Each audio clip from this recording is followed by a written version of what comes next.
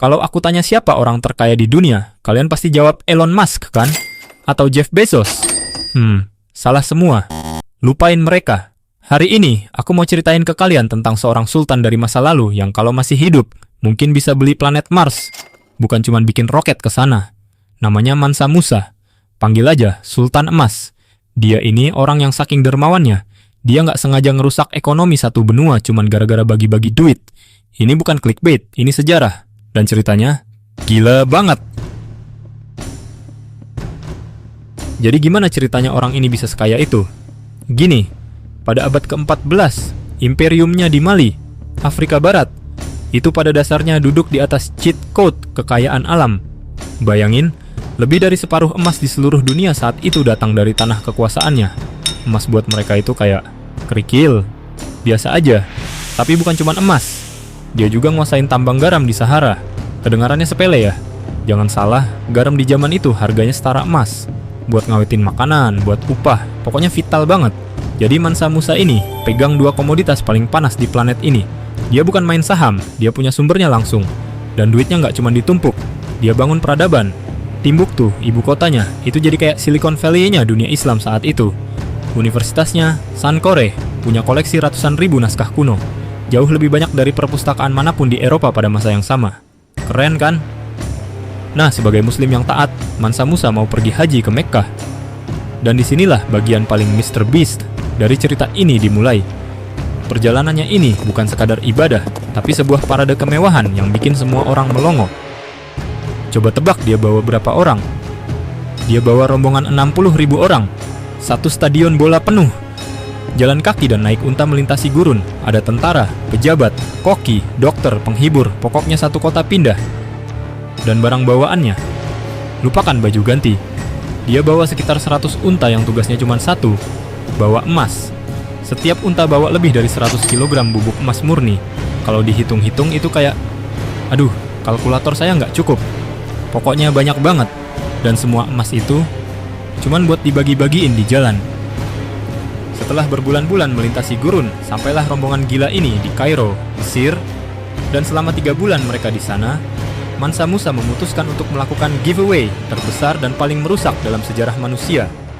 Bayangin kamu seorang pedagang di pasar Kairo saat itu. Tiba-tiba Sultan dari negeri antah berantah ini datang. Lihat barang daganganmu yang harganya 1 koin perak. Terus dia bayar pakai 1 koin emas murni.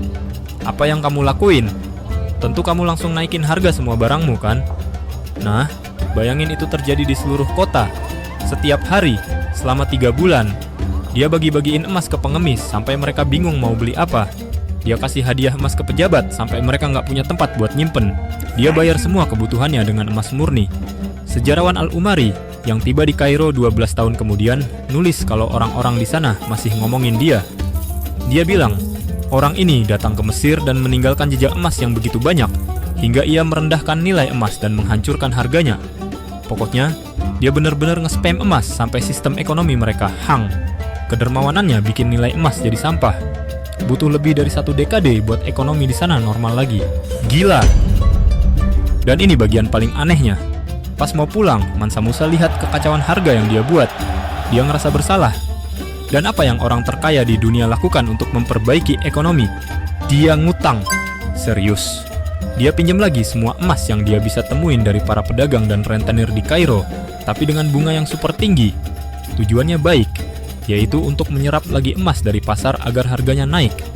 Ini satu-satunya orang dalam sejarah yang jadi kreditur dan debitur terbesar di dunia dalam satu perjalanan yang sama. Tapi di balik semua kekacauan ekonomi itu, ada satu dampak positif yang luar biasa. Gara-gara aksi flexingnya yang legendaris ini, cerita tentang Raja Emas dari pedalaman Afrika menyebar ke seluruh Eropa. Dan, boom! Tiba-tiba, di peta paling canggih di Eropa saat itu, Katalan Atlas, muncul gambar ini. Untuk pertama kalinya, sebuah kerajaan Afrika Sub-Sahara digambarkan sebagai pusat kekuatan dan kekayaan. Timbuktu menjadi kota mitos yang dicari-cari para penjelajah, seperti mereka mencari El Dorado. Dan oleh-oleh terbaiknya, dia bawa pulang para arsitek dan ilmuwan terbaik dari Mekkah dan Kairo untuk membangun Timbuktu jadi lebih hebat lagi. Jadi warisannya bukan cuma emas yang diobral, tapi juga masjid-masjid dan universitas yang ia bangun. Mungkin itu ya arti Crazy Rich yang sebenarnya. Bukan tentang seberapa banyak yang kamu punya, tapi seberapa besar dampak yang kamu tinggalkan. Gimana menurut kalian? Cerita ini gila banget kan? Tulis di komen, like kalau kalian baru tahu kisah ini. Dan jangan lupa subscribe ya. Makasih.